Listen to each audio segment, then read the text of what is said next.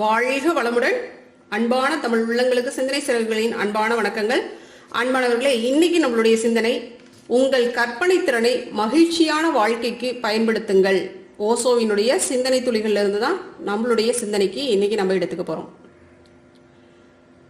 கற்பனை மனிதனா இருக்கக்கூடிய எல்லாத்துக்கும் வரக்கூடிய இயல்பாக வரக்கூடிய ஒரு விஷயம் தான் கற்பனை. மனம் படைத்தவன் மனிதன் அப்படிங்கிறவங்க. அப்ப மனம் அப்படிங்கிற ஒரு விஷயம் இருந்துச்சுன்னா அங்க எண்ணங்கள் அப்படின்ற ஒரு விஷயம் நடக்கும்.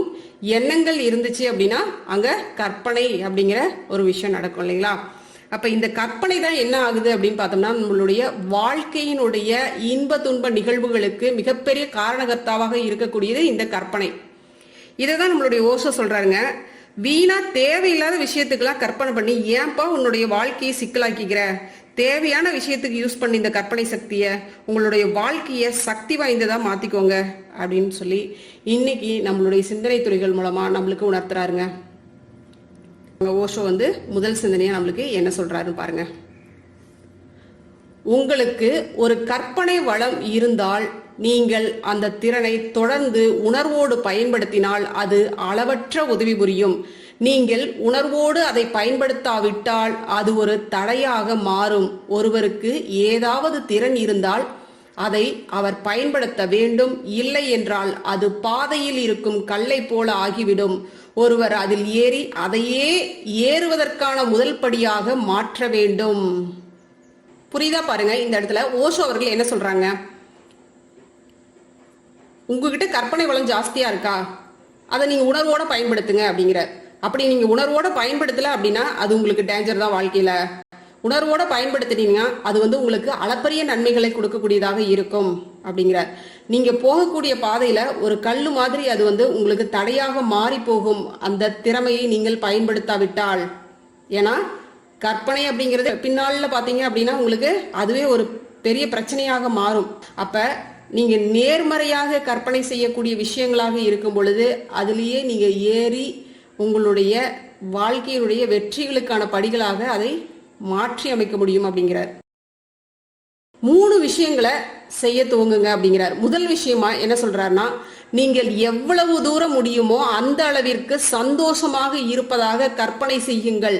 ஒரு வாரத்திற்குள் எந்த காரணமும் இல்லாமல் நீங்கள் சந்தோஷமாக இருப்பதாக உங்களுக்கு ஒரு உணர்வு வர துவங்கும்.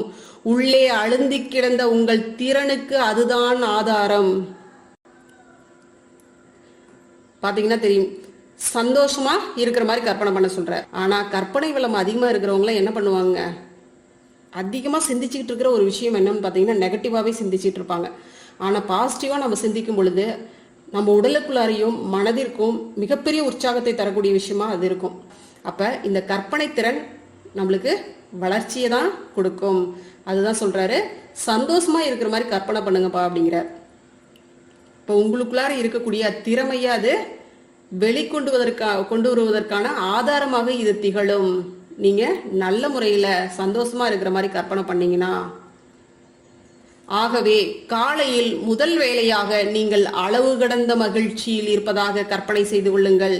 படுக்கையை விட்டு சந்தோஷமான மனநிலையில் களிப்போடு பொங்கி எழுபவனாய் ஏதோ சரியான எல்லையற்ற மதிப்பான ஒரு விஷயம் அன்றைக்குத்தான் நிகழப்போகிறது என்ற எதிர்பார்ப்போடு எழுந்திருங்கள். படுக்கையை விட்டு எதிர்கால நம்பிக்கையுடனான மனநிலையில் எழுந்திரியுங்கள். இந்த நாள் ஒரு சாதாரண தினமாக இருக்க போவதில்லை என்கிற எண்ணத்தோடு தனித்தன்மையான அசாதாரணமானது உங்களுக்காக காத்திருப்பதை போல, ஏதோ ஒன்று அருகில் இருப்பதை போல ஆக்கப்பூர்வமான எண்ணத்தோடு எழுந்திருங்கள். அப்ப நம்ம ஒவ்வொரு நாளுமே படுக்கை விட்டு எழுந்திருக்கும் போது எப்படி எழுந்திருக்கணும்னு சொல்றாருங்க. இன்றைய நாள் சிறப்பாக இருக்க போது, நம்மளுக்கு எதெல்லாம் நெருக்கடி கொடுத்துட்டு இருந்துச்சோ அதுக்கெல்லாம் நம்ம என்ன பண்றோங்க, எதிர்மறையாக அந்த எண்ணத்துக்கு நம்ம போடுறோம். ஏற்கனவே இது பிரச்சனைன்னு இருக்கக்கூடிய ஒரு விஷயத்துக்கு நம்ம அதுக்கான சொல்யூஷன் என்னவோ அந்த மாதிரி ஒரு எண்ணத்தை விதைக்கிறோம். அப்ப அது நம்ம சாதாரணமா அது நடக்காது அப்படின்னு நினைச்சிட்டு இருந்த ஒரு விஷயம் அசாதாரணமாக நடந்துருச்சு. இது நடக்கிறது நம்மளுக்கு ஒரு பெரிய ஆச்சரியத்தை கொடுக்குற மாதிரி இருக்கு அப்படின்னு நீங்க காலையில் எழுந்திருக்கும் போதே ஒரு கற்பனையை உங்களுடைய எண்ணத்துல ஓட விடுங்க, அந்த மாதிரி ஒரு மனோநிலையில எழுந்துறீங்க அப்படிங்கிறாரு. மறுபடியும் மறுபடியும் அந்த முழு நாளும் இதையே நினைவில் வைத்துக் கொள்ள முயற்சி செய்யுங்கள். 7 நாட்களுக்குள் உங்கள் முழு பாணியும், உங்கள் போக்கு, உங்கள் அதிர்வுகள் ஆகிய அனைத்தும் மாறியுள்ளதை நீங்கள் பார்ப்பீர்கள். திரும்ப திரும்ப நம்ம பாசிட்டிவாவே நினைச்சுக்கிட்டு நம்மளுடைய வாழ்க்கையில நல்லதொரு மாற்றங்கள் நிகழப்போகுது அப்படின்னு திரும்ப திரும்ப நம்ம என்ன நினைத்தோமோ அதையே திரும்ப திரும்ப மனதுக்குள்ளார ஓட விடும் பொழுது அது கண்டிப்பாக நம்மளுக்குள்ளார நல்ல ஒரு அதிர்வை ஏற்படுத்தும் அப்படிங்கிற, நம்மளுடைய உடல் அளவுலையும் மனதளவுலையும் அது நல்ல மாற்றத்தையே கொடுக்கும் அப்படிங்கிற. இரண்டாவது விஷயமா சொல்றாரு பாருங்க, நீங்கள் தூங்க போகும்போது நீங்கள் கடவுளின் கைகளில் விழுவதாக கற்பனை செய்து கொள்ளுங்கள். பிரபஞ்சம் உங்களுக்கு உதவி புரிவது போல நீங்கள் அதன் மடியில் விழுந்து தூங்குவதை போல நினைத்து பார்த்தபடி உறங்கச் செல்லுங்கள். இந்த கற்பனையை தொடர்ந்து செய்தபடி தூங்கச் செல்ல வேண்டும். அப்போதுதான் கற்பனை உங்கள் தூக்கத்திற்குள் நுழையும், அவை ஒன்றின் மீது ஒன்று பதியும். இதுதான் இரண்டாவது விஷயம். ஏன்னா நம்மளுடைய கற்பனை சக்தி, அதாவது நம்ம போட்ட அந்த எண்ணத்தில் போட்ட அந்த விதையை யார் நடத்தி கொடுக்கறதுங்க? இந்த பிரபஞ்சம் தான் நடத்தி கொடுக்க போகுது. எல்லாத்தையும் உங்ககிட்ட போட்டு நான் நிம்மதியா தூங்குறேன்ப்பா அப்படின்னு சொல்லிட்டு இந்த பிரபஞ்சத்தின் மீது, இந்த பிரபஞ்சத்தின் மடியில் விழுந்து தூங்குவதை போல நீங்க நினைத்து பார்த்தபடி உறங்க செல்லும் பொழுது எல்லாமே ஒண்ணுக்கொன்னு ரிலேட் ஆகி அங்க ஒரு செயல் சரியா கணக்கச்சிதமாக நடக்கும் அப்படிங்கிறார். மூன்றாவது விஷயம், எந்த எதிர்மறையான விஷயத்தையும் கற்பனை செய்யாதீர்கள். காரணம், கற்பனை வளம் உள்ள மக்கள் எதிர்மறையான விஷயங்களை கற்பனை செய்வார்கள்.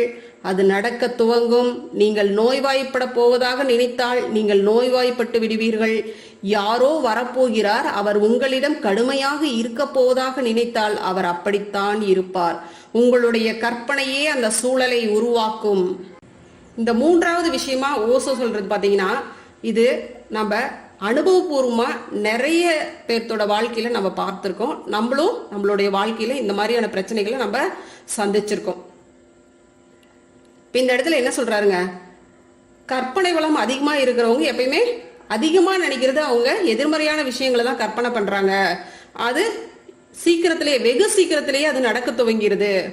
எப்பயுமே பாத்தீங்கன்னா எதிர்மறையான விஷயங்களுக்கு கொஞ்சம் சக்தி அதிகம். ஏன்னா அது நம்ம திரும்ப திரும்ப ஒரு விஷயம் ஒரு தடவை தாங்க நடந்திருக்கும், அது 100 தடவை உங்களுடைய மனசுல போட்டு ரீகால் பண்ணிக்கிட்டே இருப்பீங்க. இதுவே உங்களை பாருங்க, சந்தோஷமா மகிழ்ச்சியா இருக்கிறதா நீங்க கற்பனை பண்ணுங்கப்பா அப்படின்னு சொல்றதுக்கு ஒருத்தர் வலியுறுத்தி சொல்றதா இருக்கு, கஷ்டப்பட்டு சொல்றதா இருக்கு. அந்த விஷயத்த நம்ம கஷ்டப்பட்டு ஃபாலோ பண்றதாவும் இருக்கு. இதுவே உங்களை நெகட்டிவா கற்பனை பண்ண சொன்னோம்னு வச்சுக்க, ஈஸியா கற்பனை பண்ணிட்டு போயிருவீங்க. ஏன்னா நம்மளுடைய வடிவ அமைப்பு, நம்மளுடைய வாழ்க்கை முறை, நம்மளுடைய முன்னாடி வந்த அந்த தலைமுறை ஜெனரேஷனா பார்த்தோம் அப்படின்னா உள்ளுக்குள்ளார ஊறி போன ஒரு விஷயம் என்னன்னா, துன்பத்தை நினைச்சே துவண்டு போறது. மகிழ்ச்சி அந்த ஒரு கணம் மட்டுமே, எந்த நேரம் அந்த தருணம் இருக்கோ அந்த தருணத்தோட முடிச்சு போயிடும். அதை நினைச்சு நம்ம சந்தோஷம்லாம் படுறதே கிடையாது. ஆனா துன்பத்தை நினைச்சு துவண்டு போறதுதான் இந்த மனித வாழ்க்கையில இயல்பாக மாறி கிடக்குது. இதை ஓசோ பல இடங்கள்ல நிறைய சொல்லியிருக்கிறாரு. அதை நம்ம இன்னும் நிறைய வீடியோவும் பண்ணுவோம். சரிங்களா? நம்மளுடைய கட்டமைப்பே எப்படி இருக்குன்னு பாத்தீங்கன்னா, துன்பத்தை பத்தி நினைக்கிறது, துன்பத்திலே துவண்டு போறது, இதே விஷயமா போயிட்டே இருக்கு. அப்ப அதுல சீக்கிரமா நம்ம ஆட்பட்டு விடுறோம். இது சீக்கிரமா நடைமுறைக்கும் வந்துடுது. நம்ம என்ன எண்ணத்தை போடுறோமோ அது நடைமுறைக்கும் வந்துடுது. ஒருத்தர் பாத்தீங்கன்னா சின்னதா ஒரு நோய், சின்ன ஒரு இதாதான் இருக்கும், அதுவே பாத்தீங்கன்னா அவங்க அப்படி வந்துடும் இப்படி வந்துடும், கடைசியா கேன்சர் வரைக்கும் கூட கொண்டு போயிருவாங்க. அந்த அளவுக்கு அவங்க கற்பனை பண்ணி வச்சிருப்பாங்க. அது பின்னால பாத்தீங்கன்னு வச்சுக்கோங்க, அது அந்த நோயாகவே மாறியும் போகும். அப்ப அந்த மாதிரியான இதெல்லாம் தவிர்க்கணும் அப்படிங்கிறாங்க. முதலில் காலையிலும் இரவிலும் கற்பனை செய்ய ஆரம்பியுங்கள். எந்த எதிர்மறையான கற்பனையும் செய்வதில்லை என்பதையும் அந்த நாள் முழுவதும் நினைவில் வைத்துக் கொள்ளுங்கள். அதுபோல யோசனை வந்தால் அதை உடனடியாக ஆக்கப்பூர்வமான விஷயமாக மாற்றுங்கள். எதிர்மறையை அணுக விடாதீர்கள், அதை உடனடியாக கீழே விட்டு விடுங்கள், அதை தூக்கி எறிந்து விடுங்கள் அப்படிங்கிறார். அப்ப டெய்லியுமே பார்த்தோம்னா நம்ம தவம் செய்யற மாதிரி இதையும் நாள்தோறும் பழக்கப்படுத்துங்கள் அப்படிங்கிறார். ஒண்ணுமே இல்லைங்க, நம்ம நிறைய தவமுறைகளையும் நம்ம பார்த்துட்டோம். அப்ப அந்த மாதிரியான தவமுறைகள் செய்யும் பொழுது இதையும் அதோட சேர்த்து இதையும் அப்படியே ஃபாலோ பண்ணிக்கிட்டே வர வேண்டியதான். நம்மளுடைய வாழ்க்கைக்கு எதெல்லாம் நல்லதுன்னு நினைக்கிறோமோ எல்லா விஷயங்களையுமே ஃபாலோ பண்றதுல தப்பே கிடையாதுங்க. அப்ப தவத்தோட சேர்ந்து இதையும் நம்ம ஒரு பார்ட்டை நம்ம பண்ண வேண்டிதான். தவம் முடிக்கிற அந்த ஸ்டேஜ்ல இந்த கற்பனையை நம்ம உள்ளுக்குள்ளார ஓட விட வேண்டித்தாங்க. டெய்லி நம்ம 2 டைம்ஸ் வந்து இது தவம் பண்ணுவோம். இப்போ அந்த டைம்ல இந்த மாதிரியான ஒரு செயல்பாடை நீங்க பண்ணுங்க. அதே மாதிரி ஓஷோ சொல்றது போல எழுந்திருக்கும் போதும் இரவு தூங்கும் போதும் இந்த விஷயத்தை ஃபாலோ பண்ணோம் அப்படின்னா ஓசோ சொல்ற மாதிரி 7 நாட்களுக்குள்ளார உங்களுக்குள்ளார ஒரு மாற்றம் உருவாகும் அப்படிங்கிறாரு இல்லைங்களா, அது கண்டிப்பா உருவாகும். அப்ப நம்ம இது எல்லாத்தையும் தூக்கி எறிஞ்சிட்டு மகிழ்ச்சியை நோக்கி மட்டுமே நம்மளுடைய பயணம் இருக்கும். அப்ப அந்த இடத்துல நம்மகிட்ட ஒரு விழிப்பு நிலை நம்மளுக்கு தானாகவே வரும். கவனம் கண்டிப்பா எல்லா நிலைகளிலுமே நம்மளுக்கு கவனம் வரும். ஓகேங்களா? வாழ்க வளமுடன். நன்றி. அருட்பேராற்றலின் அன்பு கருணையினால் உடல்நலம், நீலாயுள், நிறை செல்வம், உயர் புகழ், மெய் ஞானத்தோடு நல்லதொரு வாழ்க்கையை நலமுடன் வாழ்வோம். வாழ்க வளமுடன்.